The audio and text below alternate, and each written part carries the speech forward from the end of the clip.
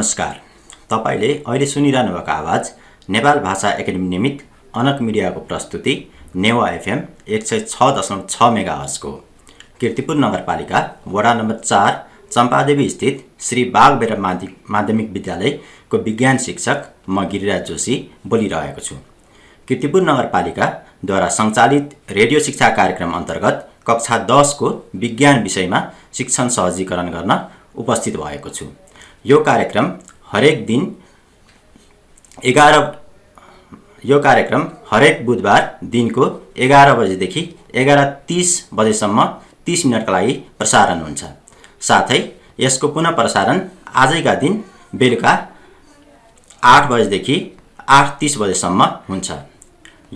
यो कार्यक्रम तपाईले इन्टरनेट मार्फत www.newafm.com.np मा लगइन गरेर पनि सुन्न सक्नुहुन्छ।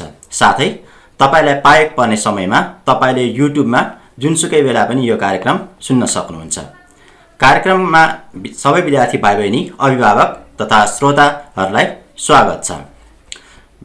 विद्यार्थी भाइबहिनीहरूले कपी कलम, पाठ्यपुस्तक र अन्य अध्ययन सामग्री लिएर बस्नु भएकै छ होला। आज हामी अघिल्लो हप्ताको पाठको पुनरावृत्ति गर्दै अघि बढ्छौँ।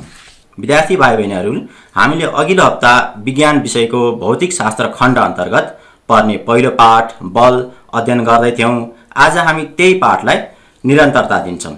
हामीले अघिल्लो हप्ता गुरुत्वाकर्षण, न्युटनको गुरुत्वाकर्षण सम्बन्धी विश्वव्यापी नियम, गुरुत्व बलका साथै पिण्ड र तौलका बारेमा पनि अध्ययन गरेका थियौँ।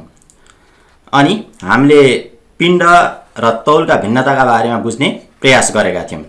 आज हामी वस्तुको तौल र पिण्डका भिन्नताका बारेमा छलफललाई निरन्तरता दिन्छौँ। विद्यार्थी भाइबहिनीहरू, आजको विषयवस्तुमा प्रवेश गर्नु अघि हामीले अघिल्लो हप्ता पढेका कुरालाई एकचोटि पुनरावृत्ति गर्छौँ। विद्यार्थी भाइबहिनीहरू, अघिल्लो हप्ता हामीले गुरुत्वाकर्षण भनेको पिण्ड भएका वस्तुहरू बीचमा लाग्ने आकर्षण बल हो भनेर छलफल गरेका थियौँ।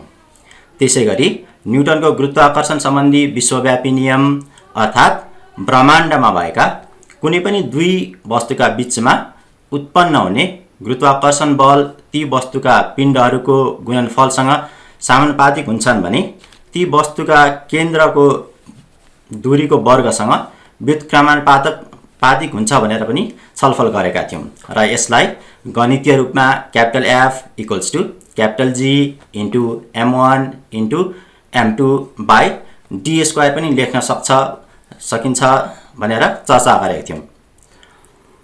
यस नियमअनुसार वस्तुको पिण्डको गुणनफल बढी भएमा तिनीहरू बीचको गुरुत्वाकर्षण बल बढी र गुणनफल कम भएमा गुरुत्वाकर्षण बल कम हुन्छ भनेर छलफल गरेका थियौँ। त्यसपछि हामीले गुरुत्व बल वा ग्राभिटी र वेटका बारेमा पनि छलफल गरेका थियौँ। हामीले कुनै पनि पिण्डले अर्को पिण्डलाई आफ्नो केन्द्रतर्फ आकर्षण गर्दा अर्को पिण्डमा लाग्ने आकर्षण बललाई गुरुत्व बल भनिन्छ भनेर छलफल गरेका थियौँ। र गुरुत्व बललाई तौल पनि भनिन्छ भनेर छलफल गरेका थियौँ। हामीले गुरुत्व बल तौल पत्ता लगाउने सूत्र अर्थात् capital F equals to capital G into capital M into small m by R² वा यसलाई capital W equals to capital G into capital M into small m by R² पनि लेख्न सकिन्छ भनेर पढेका थियौँ। विद्यार्थी भाइबहिनीहरू, कुनै पनि वस्तुको तौल नाप्न हामीले क्यापिटल F अथवा capital W equals to capital G into capital M into small m by R² सूत्रको प्रयोग गर्न सक्छौँ। यदि वस्तु पृथ्वीको सतहमा नभएर सतहदेखि केही उचाइमा रहेको खण्डमा हामीले यो सूत्रलाई परिमार्जन गरी capital W equals to capital G into capital M into small m by R plus H को होल स्क्वायर लेख्न सक्छौँ। यहाँ R भनेको पृथ्वीको केन्द्रदेखि सतहसम्मको दूरी अथवा अर्धव्यास हो र H भनेको पृथ्वीको सतहदेखि वस्तुसम्मको उचाइ हो। अब लागौँ आजका विषयवस्तुतर्फ अथवा तौल र पिण्डको भिन्नतातर्फ। विद्यार्थी भाइ बहिनीहरू, हामी दैनिक जीवनमा हामीले पिण्डलाई तौल भनिरहेका हुन्छौँ, तर विद्यार्थी भाइ बहिनीहरू, तौल र पिण्ड फरक परिमाणहरू हुन्। तौल वस्तुमा लाग्ने ग्रहको आकर्षण बल हो भने पिण्ड वस्तुमा भएको पदार्थको परिणाम हो। जस्तै एउटा ढुङ्गालाई पृथ्वीले आफ्नो केन्द्रतर्फ आकर्षण गर्दा ढुङ्गामा लाग्ने बल ढुङ्गाको तौल हो, तर ढुङ्गामा रहेका पदार्थहरू अथवा त्यो ढुङ्गा जुन पदार्थले बनेको छ ती पदार्थहरूको समग्रता वा मात्रा नै पिण्ड हो। त्यसैले त्यो ढुङ्गालाई कीर्तिपुरबाट सगरमाथाको टुप्पोमा पुर्याए पनि पिण्ड स्थिर रहन्छ, तर त्यसको तौल फरक पर्छ। विद्यार्थी भाइ बहिनीहरू, तौलको इकाइ न्युटन हो। यसलाई क्यापिटल एन ले हामीले डिनोट गर्न सक्छौँ भने पिण्डको इकाइ किलोग्राम हो। त्यसै गरी तौल नाप्न कमानी तराजु अथवा स्प्रिङ ब्यालेन्स चाहिन्छ र पिण्ड नाप्न भौतिक तराजु वा फिजिकल ब्यालेन्स चाहिन्छ। विद्यार्थी भाइ बहिनीहरू, हामीले पिण्ड र तौलको भिन्नता थाहा पायौँ। ल अब सोच्नुहोस् त, तपाईँ चन्द्रमामा पुग्नुभयो भने तपाईँको पिण्ड कति हुन्छ र तपाईँको तौल कति हुन्छ? ल सुन्नुहोस् है त, तपाईँ चन्द्रमामा पुगे पनि तपाईँको शरीरमा भएका हाड, मांसपेशी, रगत पृथ्वीमा जति थिए चन्द्रमामा पुग्दा पनि त्यति नै हुन्छन्। त्यसैले तपाईँको पिण्ड चन्द्रमामा पनि पृथ्वीको जतिकै हुन्छ, अर्थात् तपाईँको पिण्ड पृथ्वीमा जति थियो चन्द्रमामा पनि त्यति नै हुन्छ। अर्थात् पृथ्वीमा तपाईँको पिण्ड 60 केजी छ भने चन्द्रमामा पनि तपाईँको पिण्ड 60 केजी नै हुन्छ। तर तपाईँको शरीरलाई आकर्षण गर्ने पृथ्वीको बल र चन्द्रमाको बल फरक हुन्छ। चन्द्रमाले तपाईँको शरीरलाई पृथ्वीभन्दा 6 गुणा कम बलले आकर्षण गर्छ। त्यसैले तपाईँको तौल चन्द्रमामा 6 गुणा कम हुन्छ। एउटा 60 केजीको मान्छेको तौल पृथ्वीमा 600 न्युटनको हाराहारीमा हुन्छ भने चन्द्रमामा त्यही मान्छेको तौल 100 न्युटनको हाराहारीमा मात्रै हुन्छ। भाइ बहिनीहरू, गुरुत्वाकर्षणको बारेमा यति कुरा जानिसकेपछि गुरुत्वाकर्षणका प्रभावहरूका बारेमा पनि तपाईहरूले भन्न सक्नुहुन्छ होला। हामीले अघिल्लो क्लासमा गुरुत्वाकर्षण पढिसकेका छौँ र त्यसका केही प्रभावहरू आज हामी चर्चा गर्छौँ। विद्यार्थी भाइ बहिनीहरू, हामी पृथ्वीको सतहमा गुरुत्वाकर्षणकै कारणले हिँडडुल गर्न सक्छौँ। त्यसै गरी बिल्डिङहरू, पुलहरू गुरुत्वाकर्षणकै कारणले पृथ्वीमा अडिएको हुन्छ। गुरुत्वाकर्षणकै कारणले गर्दा पृथ्वीको वरिपरि वायुमण्डल रहेको हुन्छ। गुरुत्वाकर्षणकै कारणले गर्दा चन्द्रमा पृथ्वीको वरिपरि र पृथ्वी सूर्यको वरिपरि परिक्रमा गर्दछ। गुरुत्वाकर्षणले गर्दा नदीहरू माथिदेखि तलतिर बग्छन् र गुरुत्वाकर्षणकै कारणले वर्षा हुँदा पानीका थोपा पृथ्वीतिर झर्छन्। विद्यार्थी भाइ बहिनीहरू, निश्चित उचाइबाट पृथ्वीको सतहतिर खसिरहेको वस्तुका अवस्थाका बारेमा अब हामी छलफल गर्छौँ।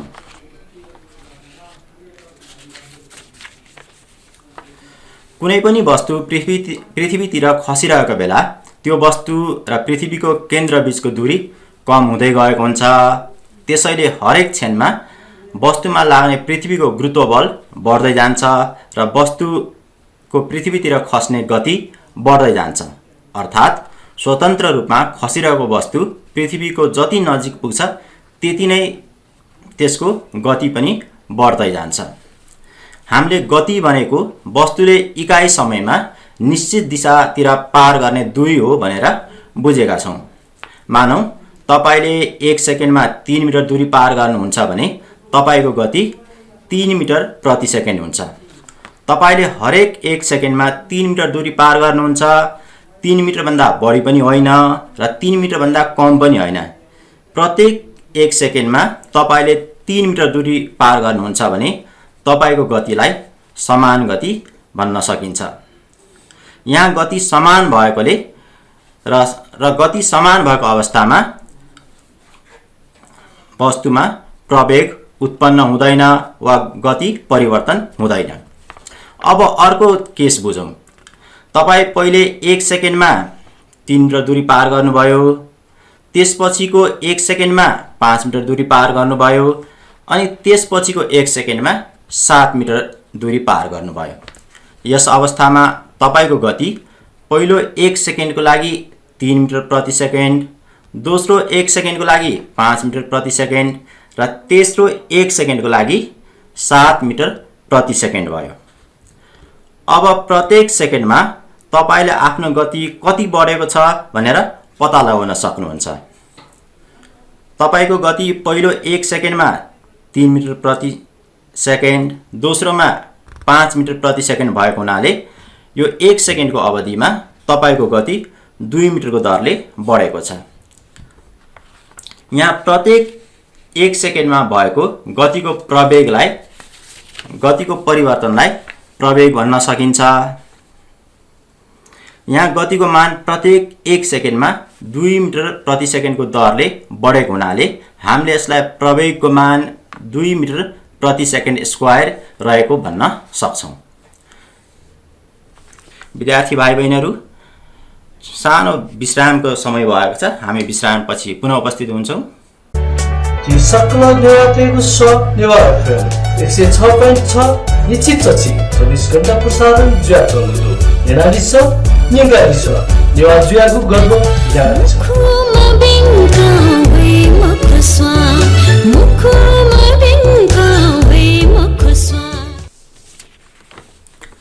ब्रेक पछि विद्यार्थी भाइ बहिनीहरूलाई पुनः स्वागत छ। हामी ब्रेक अघि प्रवेगका बारेमा चर्चा गर्दै थियौं। हामीले इकाई समयमा गतिमा भएको परिवर्तनलाई वेग भन्न सकिन्छ भनेर छलफल गर्दै थियौं।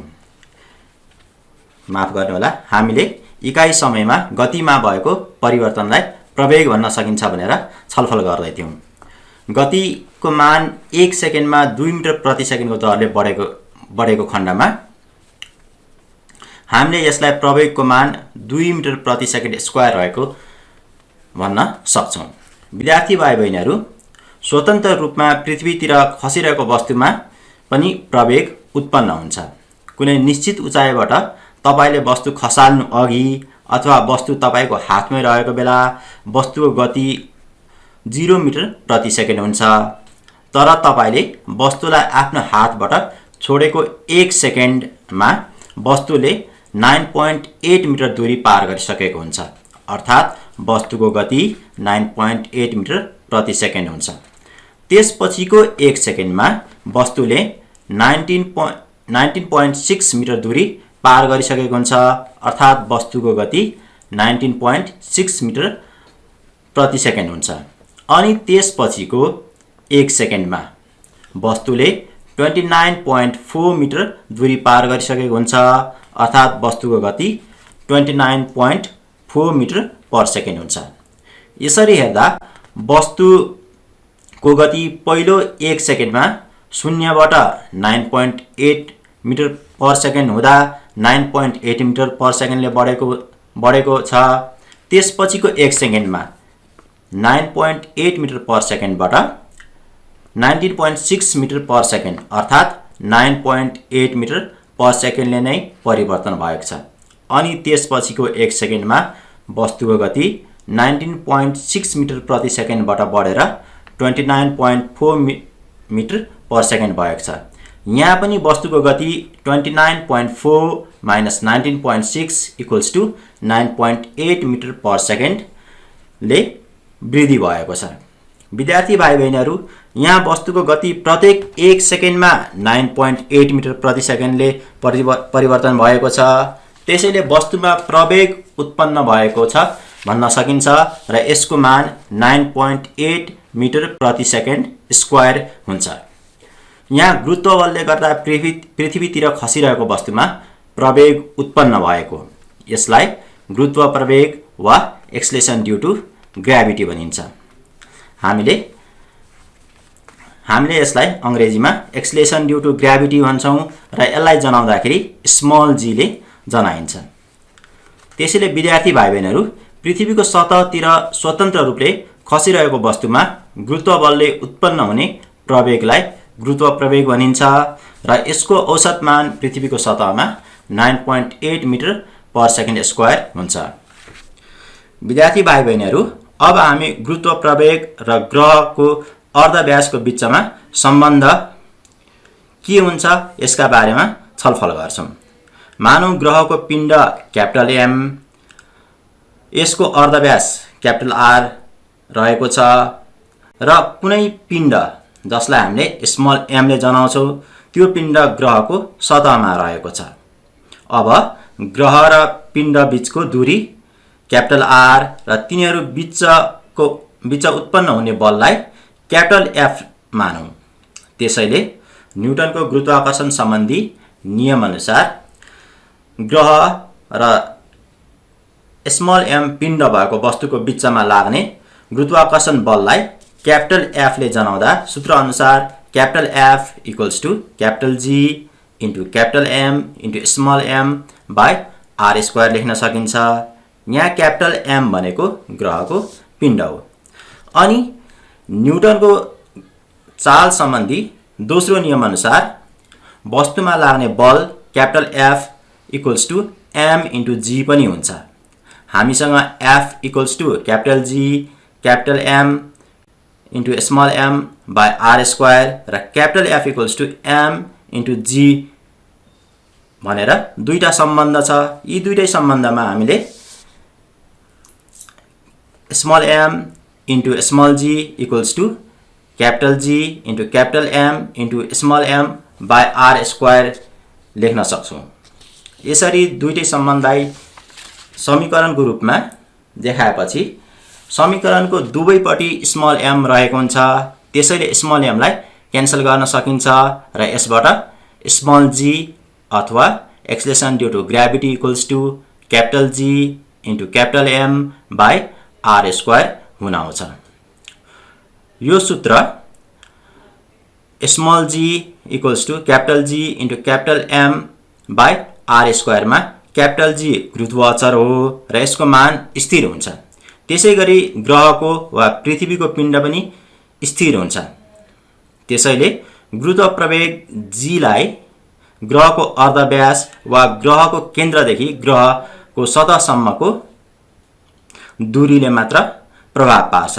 यसकारण हामीले गुरुत्व प्रवेग अथवा small g is inversely proportional to R square लेख्न सक्छौं।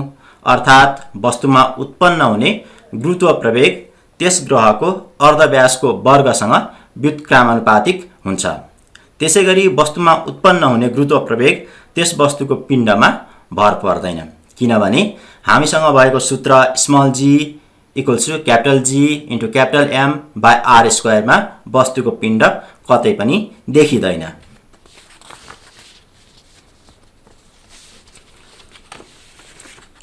विद्यार्थी भाइ बहिनीहरू, अब पृथ्वीको सतहमा गुरुत्व प्रवेगको बारेमा चर्चा गर्छौं।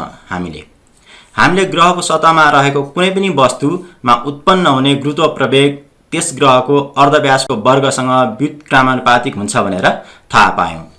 पृथ्वीको सतहमा रहेको कुनै पनि वस्तुमा उत्पन्न हुने गुरुत्व प्रवेग पृथ्वीको अर्धव्यासमा भर पर्छ अथवा पृथ्वीको केन्द्रदेखि वस्तुसम्मको दूरीमा भर पर्छ। पृथ्वी गोलो भए पनि पूर्ण रूपले भने गोलो छैन।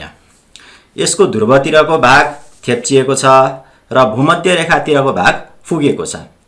त्यसैले पृथ्वीको केन्द्रदेखि ध्रुवसम्मको अर्धव्यास कम हुन्छ र यस्तो ठाउँमा गुरुत्व प्रवेग बढी हुन्छ। त्यसैगरी पृथ्वीको अर्धव्यास भूमध्य रेखातिर बढी हुन्छ र यस्तो ठाउँमा गुरुत्व प्रवेग कम हुन्छ। त्यसैले भूमध्य रेखा भएको ठाउँमा र ध्रुवमा समान उचाइबाट कुनै वस्तु खसाल्दा ध्रुवमा छिटो र भूमध्य रेखामा ढिलो गरी खस्छ।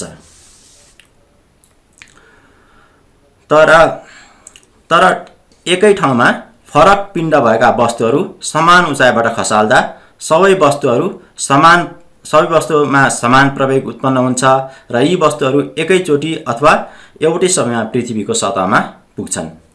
हामीले यहाँ के बुझ्नुपर्छ भने वस्तुमा उत्पन्न हुने प्रवेग त्यस वस्तुको पिण्डमा भर पर्दैन।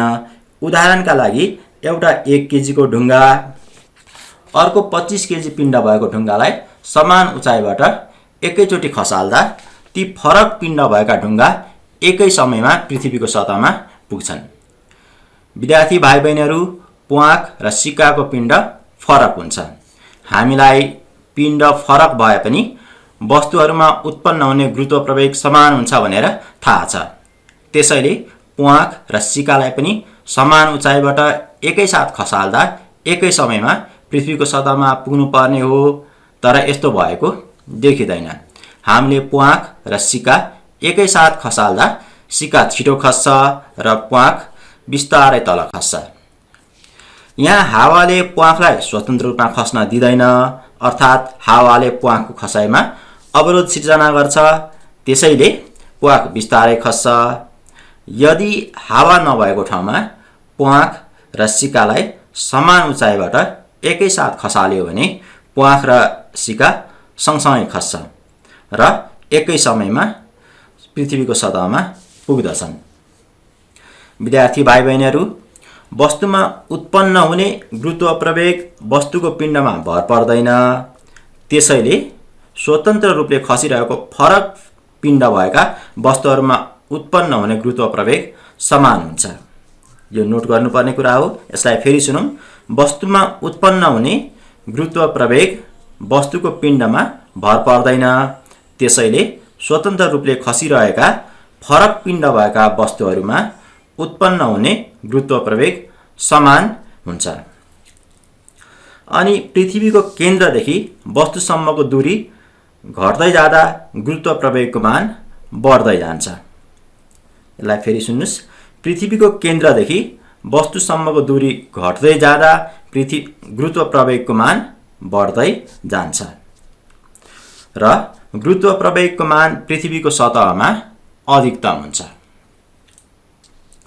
विद्यार्थी भाइ बहिनीहरू, हामीलाई न्युटनको चाल सम्बन्धी दोस्रो नियम पनि थाहा छ। न्युटनको चाल सम्बन्धी दोस्रो नियम अनुसार वस्तुमा उत्पन्न हुने प्रवेग वस्तुको पिण्ड स्मल एम र वस्तुमा लाग्ने बल क्यापिटल एफ मा भर पर्छ। यसलाई हामीले गणितीय रूपमा लेख्दा capital F equals to small M into small A लेख्नुपर्छ र यहाँ ए भनेको एक्सेलरेसन वा प्रवेग हो। तौल पनि एक किसिमको बल हो। तौल वस्तुमा पर्ने पृथ्वीको गुरुत्व बल हो। त्यसै गरी वस्तु पृथ्वीतिर खस्दा वस्तुमा प्रवेग उत्पन्न हुन्छ, जसलाई हामी गुरुत्व प्रवेग भन्छौँ। त्यसैले न्युटनको चाल सम्बन्धी दोस्रो नियम अनुसार capital F equals to M into A लाई हामीले तौलको रूपमा पनि व्यक्त गर्न सक्छौँ। हामीले एफ को सट्टा क्यापिटल डब्ल्यू अथवा वेट लेख्न सक्छौँ र प्रवेग ए को सट्टामा गुरुत्व प्रवेग जी प्रयोग गर्न सक्छौँ र यसरी हाम्रो सूत्र F equals to M into A लाई हामीले capital W equals to M into G M into small G को रूपमा लेख्न सक्छौँ।